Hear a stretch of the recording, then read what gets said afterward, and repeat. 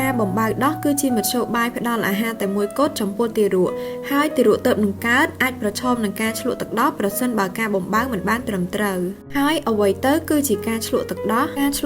គឺជាការលេបចូលទឹកដោះដោយចៃដន្យទៅក្នុងសួតហើយការឆ្លក់នេះអាចបង្កផលប៉ះពាល់ដល់សុខភាពទារកយ៉ាងខ្លាំងផងដែរទារកដែលប្រឈមនឹងការឆ្លក់អាចជាទារកដែលកើតមិនគ្រប់ខែឬទម្ងន់មិនគ្រប់ទារកដែលមានបញ្ហាបេះដូងមានភាពមិនប្រក្រតីពីកំណើតដូចជាឆែបមាត់ឬក៏ក្រអូបមាត់និងទារកដែលក្អែញញឹកញាប់ផងដែរការឆ្លក់ទឹកដោះនេះអាចបង្កឲ្យមានរលាកផ្លូវដង្ហើមឬរលាកសាច់សួតពីស្រាលដល់ធ្ងន់ធ្ងររហូតដល់បាត់បង់ជីវិតក៏មានឡងពេលនោះផងដែរទារកអាចមានបញ្ហាកង្វះជាតិទឹកឬអាហារូបត្ថម្ភឬក៏មិនសូវឡើងទម្ងន់តើមានសញ្ញាអ្វីខ្លះដែលបញ្ជាក់ថាទារកមានឆ្លក់ទឹកដោះទូទៅរោគសញ្ញាស្ដែងចេញទៅតាមភាពញឹកញាប់នៃការឆ្លក់និងបរិមាណឬប្រភេទទឹកដោះដែលបានឆ្លក់ហើយរោគសញ្ញាអាចមានដូចជាលែងចង់បើឬក៏ងាកចេញប្ដូរពណ៌សម្បុរពីក្រហមទៅជាស្វាយឬក៏ខ្មៅបាក់ដកដង្ហើមដង្ហក់ឬក៏ឈប់ដកដង្ហើមក្អកពេលកំពុងបំបើឬក្រោយពេលបំបើហើយពីនោះអាចមានរលាកសួតរ៉ាំរ៉ៃឬក៏ញឹកញាប់ហើយការឆ្លក់ដែលប្រឈមនឹងគ្រោះថ្នាក់គឺភាគច្រើនបំបើដោយទឹកដោះគោពុកម្ដាយត្រូវបំបើទារកដោយដាក់មាត់ទារកឲ្យស៊ប់នឹងក្បាលដោះចំស្ថានភាពទារកឲ្យបានត្រឹមត្រូវដោយលើកទារកបញ្ឆិតឲ្យបានប្រហែល